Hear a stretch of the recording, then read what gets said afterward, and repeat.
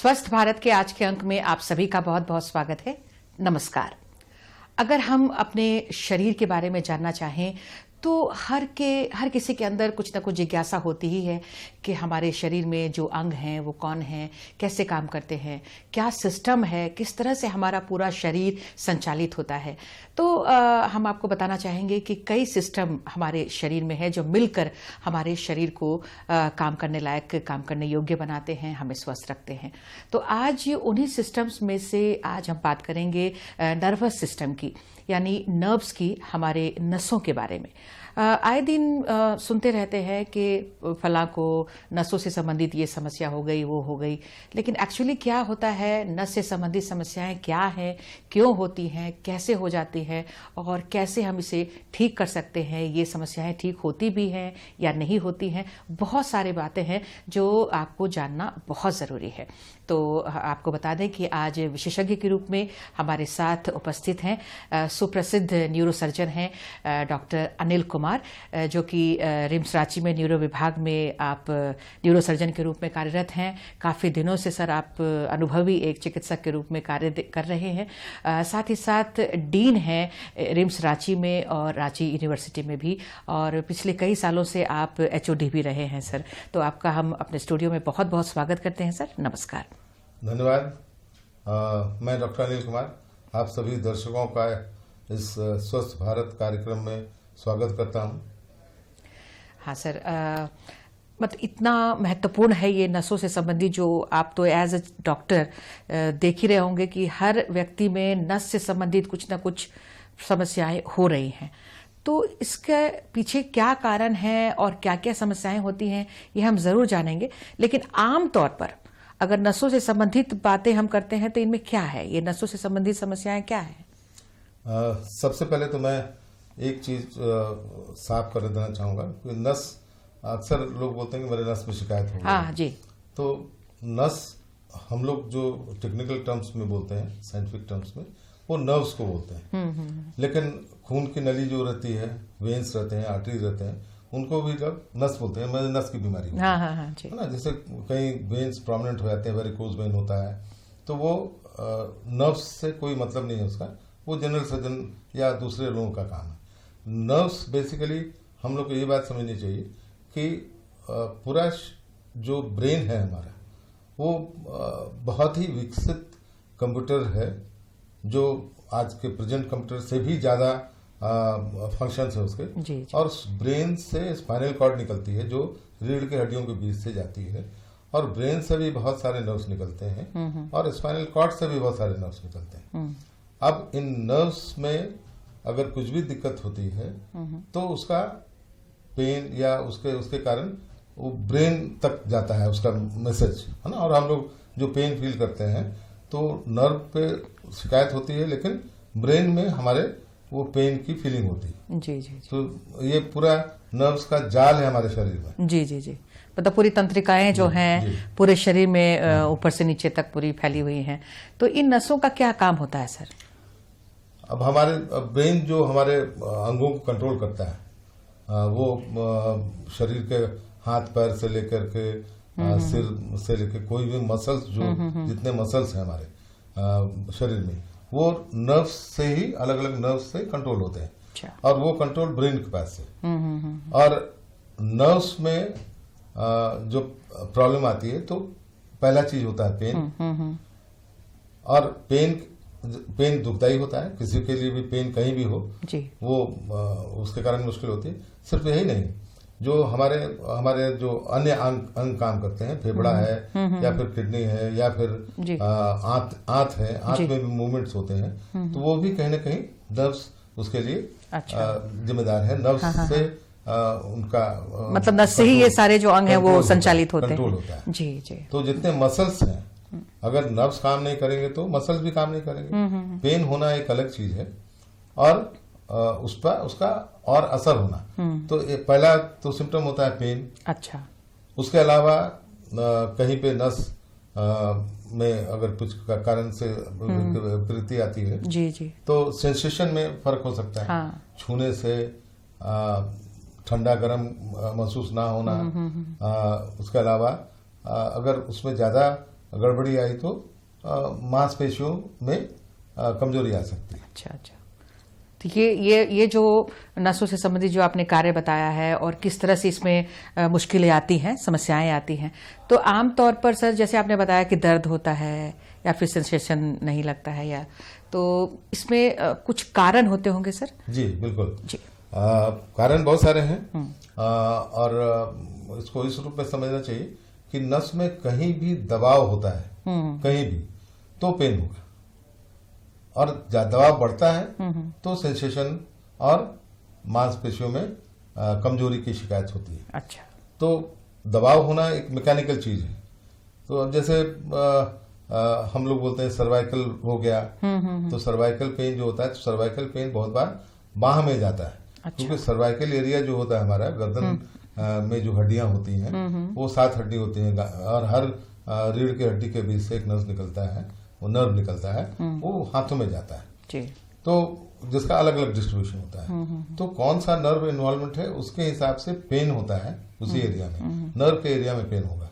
और पेन अगर दबाव ज्यादा रहेगा, ज्यादा दिनों तक रहेगा, उसका केयर नहीं किया जाएगा, तो उसके कारण सेंसेशन में कमी आना जी। और नस में मांसपेशियों में कमजोरी आना, मांसपेशियों का सूख जाना जी। इवन बहुत बार देखा गया है कि सर्वाइकल कारण। उसी तरह से जैसे लंबर एरिया बोलते हैं, जो नीचे लो बैक पेन बोलते हैं हम लोग, लोअर बैक पेन, सयाटिका बहुत कॉमन वर्ड है। अच्छा। है ना, तो सयाटिक नर्व होता है। अच्छा। उससे ये सयाटिका सिंड्रोम बना है। जी। सयाटिका बहुत कॉमनली लोग जानते हैं, क्या हुआ हमको सयाटिका हो गया, वो पूरी बात समझे बिना कहते हैं साइटिका। इसको इस तरह से समझना चाहिए कि लंबर एरिया से नीचे जो रीढ़ की हड्डियां हैं वहां से जो नस निकलती है वो प्लेक्सस बनाती है, वहां से डिफरेंट अलग अलग नर्व जाते हैं जी। सिर्फ सैटिक नर्व नहीं है, उसके अलावा लैटरल पेरोनियल नर्व है, फेमोरल नर्व है, अलग अलग नर्व्स हैं जी जी जी। लेकिन सैटिक नर्व स्पेशली कॉम्प्रोमाइज होता है अगर आपने सुना होगा कि डिस्क हो गया। जी जी, स्लिप डिस्क। स्लिप डिस्क जी जी, ये बहुत कॉमन है। तो 2 रीढ़ की हड्डियों के बीच में जो डिस्क होता है वो कुशन की तरह काम करता है। उसी पे रीढ़ की हड्डियों में जो मूवमेंट होता है, हम जो आगे झुकते हैं, पीछे झुकते जी हैं, जी जी, या बगल में घूमते हैं, मतलब लचीलापन जो होता है रीढ़ का जी, वो 33 हड्डियां होती हैं पूरे रीढ़ की। अच्छा। उनके बीच में डिस्क होता है। वो अगर दबाव से या किसी कारण से, ट्रॉमा से, किसी भी कारण से वो अगर पीछे की तरफ खिसक जाता है, जो स्लिप डिस्क बोलते हैं, तो उस वहां से निकलने वाला नर्व जो है वो दबाव में आता है और उसके कारण पेन होता है। और ज्यादा दबाव रहेगा तो ज्यादा पेन होगा, और ज्यादा दिनों तक वो दबा रहेगा तो उससे सेंसोरी चेंजेस, मतलब सेंसेशन की कमी आना, मांसपेशियों में कमजोरी आना, ये होता है। तो इस बात को समझना चाहिए और इसको नेग्लेक्ट नहीं करना चाहिए। जी जी, बहुत बार क्या होता है कि लोग पेन किलर खा लेते हैं, लेकिन अगर उसमें वो पेन सबसाइड नहीं कर रहा है और पेन कंटिन्यू कर रहा है, प्लस सेंसेशन में गड़बड़ी आना शुरू हो गई, तो उस पर पूरा ध्यान देने की आवश्यकता है और न्यूरोलॉजी या न्यूरोसर्जरी को दिखाने की आवश्यकता है। अगर उसमें फिर जांच जब होती है तो पता चलता है कि दबाव के कारण है या और किसी कारण से है। बहुत सारे कॉमन बीमारी है जी जी जी, जैसे डायबिटीज, मेलाइटस डायबिटीज बहुत कॉमन है आज के दिन में। तो डायबिटीज अगर कंट्रोल्ड नहीं रहेगा या लॉन्ग टर्म डायबिटीज रहेगा तो डायबिटिक न्यूरोपैथी बोलते हैं हम लोग जी। तो उसमें पेरिफेरल नर्व्स जितने हैं, हाथ में, पाँव में जितने नर्व्स जा रहे हैं, तो उनमें चेंजेज आते हैं। अच्छा। न्यूरोपैथी होती है, मतलब उसमें पैथोलॉजिकल चेंजेस आते हैं, उसके कारण पेन होता है। लोग बोलते हैं कि पैर सुनापन लग रहा है, पैर झिंझनी हो रही है या पेन हो रहा है। जी जी जी। तो डायबिटीज एक बहुत ही कॉमन बीमारी है। तो ये तो इसके अलावा और भी कारण है। बिल्कुल। अगर हम लेंगे तो एक बहुत कॉमन चीज ट्राइजेमिनल न्यूरालजिया, बहुत लोगों ने सुना होगा। वो नर्व जो 5th नर्व होता है, 12 नर्व होते हैं जो ब्रेन से निकलते हैं। अच्छा। तो उसमें 5th नर्व जो होता है वो उसकी सप्लाई होती है चेहरे की तरफ। अच्छा। पूरे चेहरे में सप्लाई होती है। जी जी जी। और 3 उसके जो डिविजन्स होते हैं, तो उसके कारण जिस डिवीजन में गड़बड़ी आई है, दबाव है, उस डिवीजन में पेन होता है। जी जी। और बहुत तेज बोलते हैं हम लोग कि इलेक्ट्रिक लाइक सेंसेशन होता है, स्पेशली खाने के समय जी। तो वो ब्रेन में वो नर्व जब निकलता है तो वहाँ खून की नली एक जाती है, अगर उसके दबाव से उसमें चेंजेस आ रहा है तो उसके कारण पेन होता है। इसको ट्राइजेमिनल न्यूरैल्जिया बोलते हैं। तो ये ट्राइजेमिनल न्यूरैल्जिया बहुत बार आई थिंक 80-90% पेशेंट्स में दवा से कंट्रोल किया जाता है। कार्बामाजिपिन दवा है, डेटॉल कॉमनली जानते हैं लोग, तो वो लंबे समय के लिए चलता है और उसका डोजेज कम बेसी करके हम लोग उसको सालों उसको ठीक जी रख जी सकते जी हैं। जी। तो ये सारी जो समस्याएं सर, जो कारण आपने बताया है, तो मतलब इसमें अगर इस तरह की समस्याएं हो जाती हैं तो क्या करना चाहिए सबसे पहले? लेकिन सर उससे पहले ये हम जानना चाहते हैं कि इस तरह की जो समस्याएं हैं, नर्व से संबंधित जो परेशानियां हैं, वो किस उम्र के बाद ज्यादातर देखने में आती हैं या फिर बच्चों में भी हो जाया करती हैं? जी, आपने सब लोगों ने सुना होगा कि पोलियो हो गया। तो पोलियो एक जन्मजात बीमारी है जी। जन्म के बाद भी लोगों को होता है और उसमें नर्व्स अफेक्टेड हो जाते हैं। अच्छा। अब एक पैर में नर्व्स अफेक्टेड हो गए तो एक पैर में कमजोरी आ गई। हाँ, अब वो नेचुरली वो टेढ़ापन आ जाता चलने में है। जी। दिक्कत आती है, वो रह जाती है, डैमेज कर देता है। तो आज के दिन में पोलियो ड्रॉप्स दे के लगातार पोलियो, हम लोग आज के दिन में मान रहे हैं कि polio is eradicated from India, माने भारत से पोलियो खत्म हो गया। लेकिन पोलियो ड्रॉप्स का जो कार्यक्रम है वो अभी भी चल रहा है। नए बच्चे जितने होते हैं सबको पोलियो ड्रॉप्स की दी जाती हैं। जी जी। उसके अलावा भी बहुत सारी जो प्रिवेंशन के लिए दी जाती हैं। तो ये बच्चों की बात हुई जी। बट उसके बाद कोई एज नहीं होती। अच्छा। अब एक बीमारी होती है जो जन्मजात होती है, जो हमारा जो स्कल है, सिर की हड्डी, जहाँ रीढ़ से जुट रही है, तो वहाँ सीवी जंक्शन बोलते हैं, सर्वाइको वर्टेब्रल जंक्शन। तो वहाँ पे अगर जॉइंट्स में या रीढ़ में कुछ जन्मजात गड़बड़ी आ गई तो वहां से तो ब्रेन से सारी नस जो मेरू रज्जा बोलते हैं या स्पाइनल कॉर्ड बोलते हैं वहीं से निकलती है, तो होती है जन्मजात, लेकिन वो उस समय परिलक्षित नहीं होती, उसके सिम्टम परिलक्षित नहीं होते। वो कई बार 10 साल 12 साल के उम्र के बच्चे थोड़ा ट्रॉमा हुआ, गिर गए, तो उसके बाद अचानक ही चारों हाथ पैर में कमजोरी आ जाती है, कान पर आना बंद हो जाता है।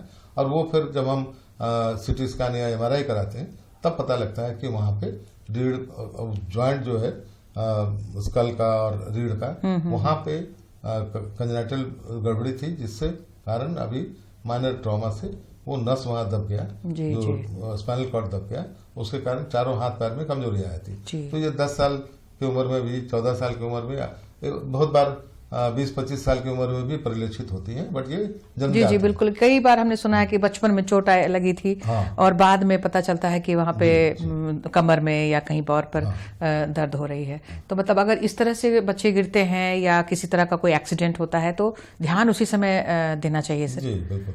आज के दिन में ट्रॉमा बहुत कॉमन है जी, रोड ट्रैफिक एक्सीडेंट बहुत ही कॉमन है। और जब रोड ट्रैफिक एक्सीडेंट होता है तो हड्डियां हैं वो, उनमें फ्रैक्चर हो सकता है, ब्रेन के अंदर क्लॉट्स हो सकते हैं, और सर्वाइकल इंजरी होती है, स्पाइनल इंजरी होती है।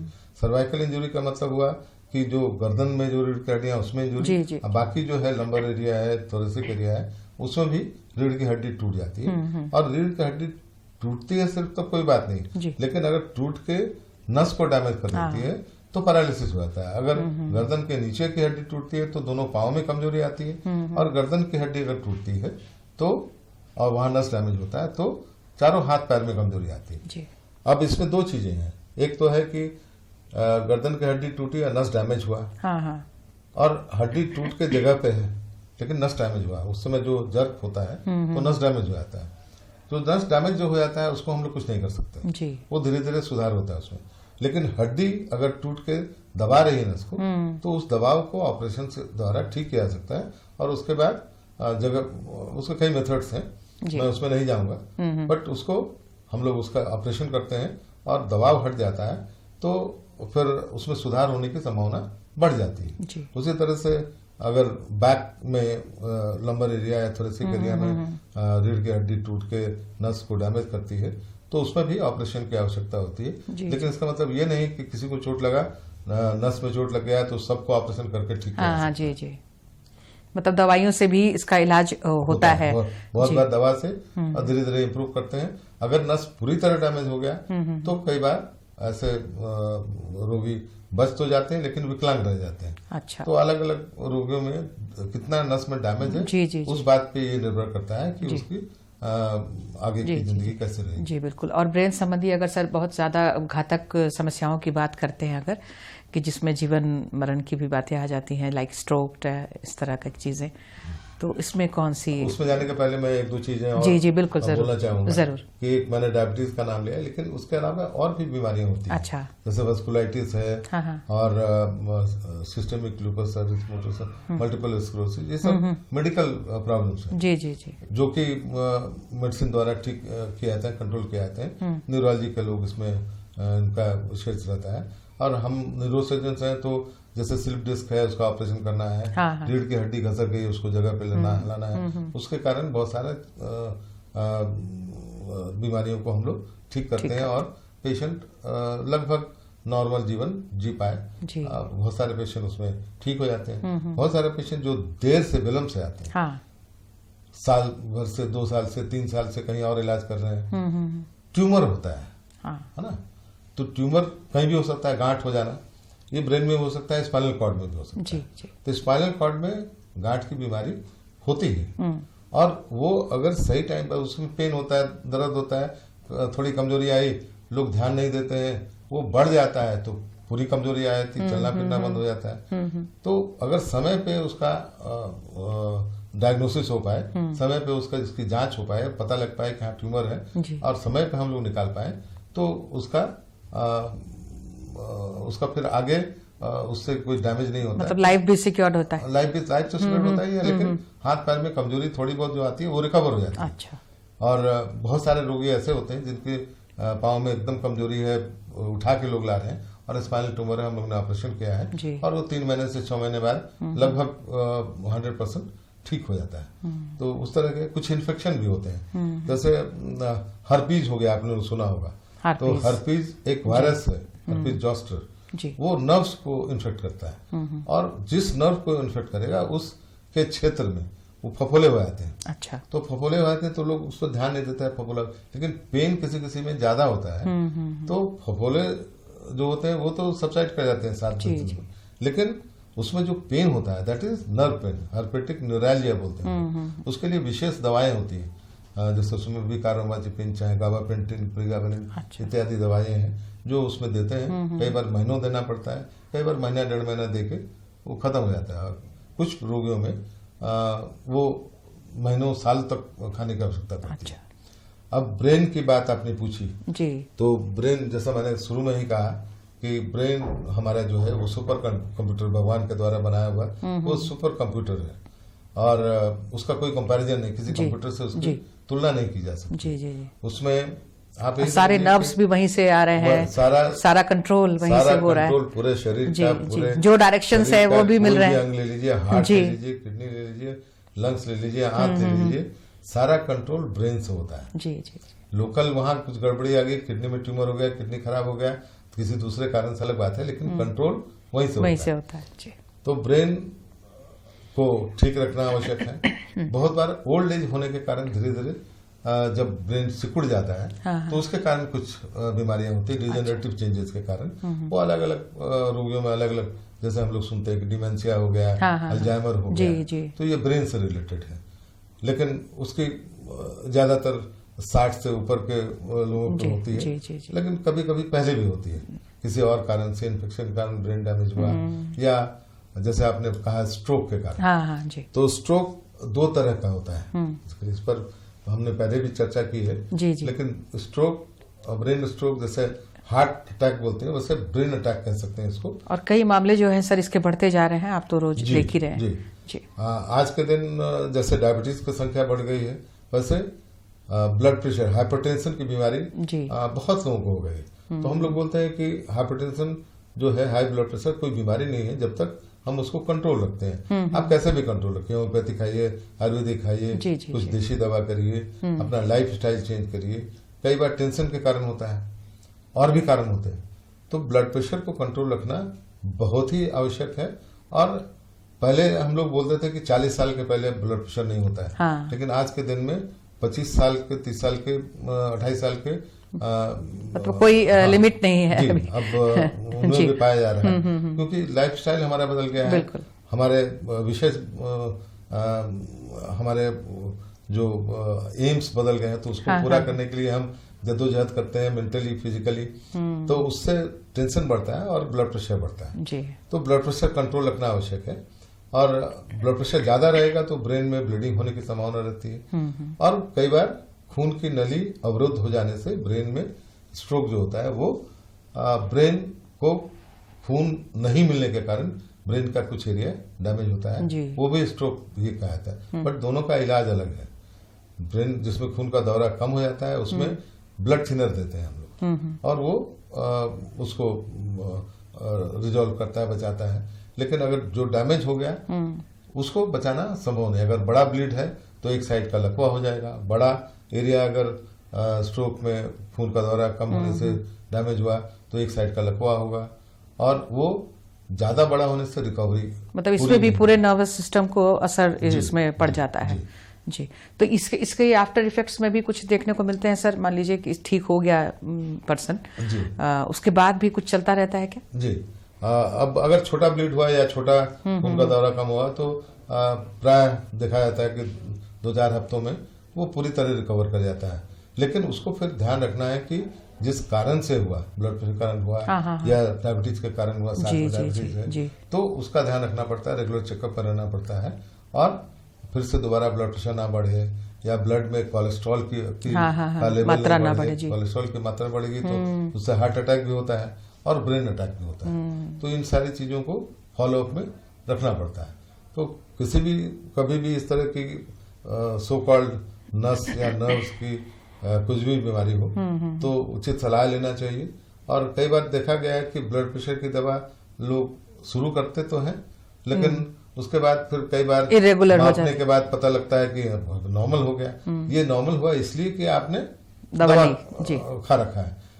तो दवा कई बार बंद कर देते हैं लोग, अब क्या जिंदगी भर दवा खाएंगे? तो दवा कम हो सकता है। अगर आप लगातार दवा खाएंगे, अपना लाइफ स्टाइल चेंज कर लेंगे तो दवा छूट भी सकता है, डायबिटीज में भी और हाइपरटेंशन में भी। लेकिन बीच बीच में सलाह लेने की आवश्यकता है, चेकअप कराने की आवश्यकता है कि डायबिटीज बढ़ तो नहीं गया, ब्लड प्रेशर बढ़ तो नहीं गया। अगर बढ़ा हुआ है, दवा खाने के बावजूद ब्लड प्रेशर बढ़ता है, तो कई बार दवा बदलनी पड़ती है, उसके अलग अलग स्ट्रेंथ है। तो इन बातों का ध्यान रखना आवश्यक है।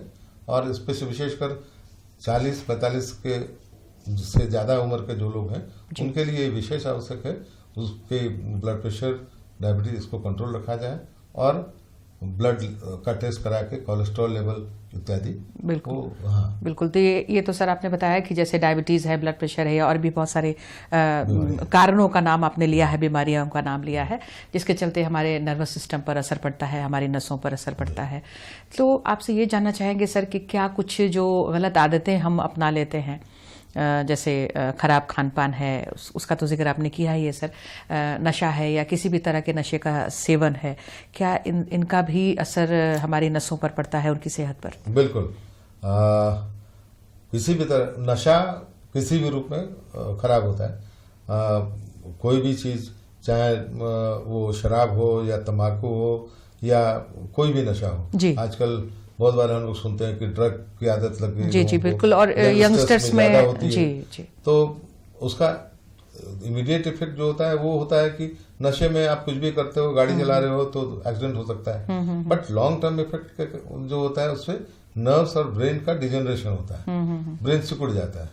जो क्रोनिक अल्कोहलिक है उसको ब्रेन सिकुड़ जाता है, उसमें कन्वल्सन्स हो सकता है, डिमेंशिया जैसे अल्जाइमर जो बोलते हैं कि मेमोरी कम हो रहा है, ये सब होता है। उसके कारण लिवर पे जो असर होता है वो होता ही है, लेकिन ब्रेन पे और नर्व्स पे भी उसका असर होता है।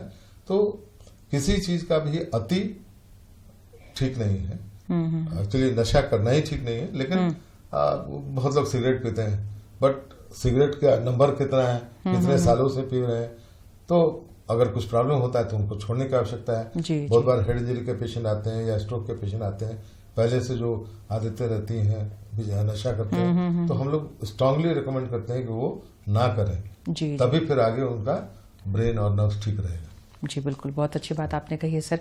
और एक बात आपसे जानना चाहेंगे सर कि जैसे जब किसी तरह की दुर्घटना होती है और नसों से संबंधित समस्या आती है, तो इसमें क्या फिजियोथेरेपी की भूमिका है?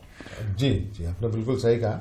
एक तो होता है कि एक्सीडेंट के कारण या ट्यूमर के कारण या किसी भी कारण से, स्ट्रोक के कारण डैमेज हुआ और नर्व्स या जो लकवा हो गया, उस तरह की का प्रॉब्लम होता है, या स्लिप डिस्क के कारण जो प्रॉब्लम होता है, तो वो होता है। लेकिन उसके बाद उसका इलाज होता है। फिर जो कमजोरी हो जाती है उसके रिकवरी में रिहैबिलिटेशन पार्ट इम्पोर्टेंट है। रिहैबिलिटेशन में फिजियोथेरेपी का अहम रोल है। फिजियोथेरेपी सिर्फ यही नहीं है कि हड्डी टूट गई, एक्सीडेंट हुआ, हड्डी टूट गई, इलाज हुआ, उसके बाद उसका फिजियोथेरेपी करना है। ब्रेन और नर्व्स की बीमारियों में भी जहां कहीं कमजोरी है नर्व्स की या मसल्स की, तो उसमें फिजियोथेरेपी की आवश्यकता होती है। बिल्कुल, बहुत अच्छी बात सर आपने कही है। और बस अब समय हमारा समाप्ति हो चला है। चलते चलते एक डेढ़ लाइन में सर ये बता दें कि रिम्स में लोग आए तो उनको क्या सुविधाएं मिलेंगी?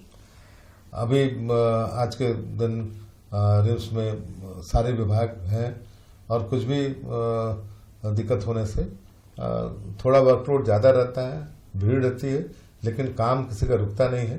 थोड़ा देर सबर कभी होता है, लेकिन जो इमरजेंसीज रहती हैं, जैसे हेड इंजरी हुआ, स्पाइनल इंजरी हुआ, तो वो विशेष हम लोग ध्यान देते हैं कि वो सही टाइम पे उसका सही इलाज, जो भी इलाज करना है या ऑपरेशन करना है, वो टाइम पे हो, तभी हम उनका जान बचा सकते हैं। उनका कोई अभी पोस्ट ट्रॉमेटिक डैमेज होता है, उसको बचाने में का उपाय कर सकते हैं। बिल्कुल, मतलब हर तरह से सही टाइम पे पहुंचना, बिल्कुल ये बिल्कुल इम्पोर्टेंट। बिल्कुल। और अंत में मैं सिर्फ इतना ही करना चाहूंगा कि आज के दिन बहुत सारी बीमारियां लाइफस्टाइल के कारण, जो बोलते हैं हम लोग बात करते हैं कि जीवन शैली जीते हैं, तो आज लोग रहते हैं घरों में, फ्लैट्स में रहते हैं, तो धूप नहीं मिलती है, विटामिन डी की कमी होती है, विटामिन बी की कमी हो जाती है, ऊपर से विटामिन डी लेना पड़ता है। ये 10 साल 15 साल पहले नहीं था। और पैदल चलना जी, अब बगल में जाना है सब्जी लेने, तो स्कूटर से जा रहे हैं, गाड़ी से जा रहे हैं, मुश्किल से 300 मीटर है या 500 मीटर है, तो पैदल चलना भी एक व्यायाम है। और रोज सबको 2 से 3 किलोमीटर पैदल चलना चाहिए। फिजिकल एक्टिविटी रहनी चाहिए। बच्चों में भी स्पेशली देखा गया है कि उनकी पढ़ाई का लोड और बाकी चीजें, मोबाइल, उसके कारण बाहर निकलना उनका बंद हो गया, खेल कूद बंद हो गया, आउटडोर गेम्स बंद हो गया। तो जीवन शैली से बहुत ही फर्क पड़ता है। बिल्कुल सर, फिर से मतलब अब प्रकृति के साथ हमें जुड़ने की जरूरत है और स्वास्थ्य के नियमों का पालन करना बहुत जरूरी है। सर, सवाल बहुत आ रहे हैं, लेकिन समय अब हमें इजाजत नहीं दे रहा है कि आपसे और सवाल करें। सर, आप यहाँ पर आए और बहुत अच्छी जानकारियां दी हैं। आपका कीमती वक्त हमें मिला है, आपका हम बहुत बहुत धन्यवाद करते हैं। नमस्कार। धन्यवाद। सभी दर्शकों को नमस्कार। और आप सभी दर्शकों को भी बहुत बहुत धन्यवाद। नमस्कार।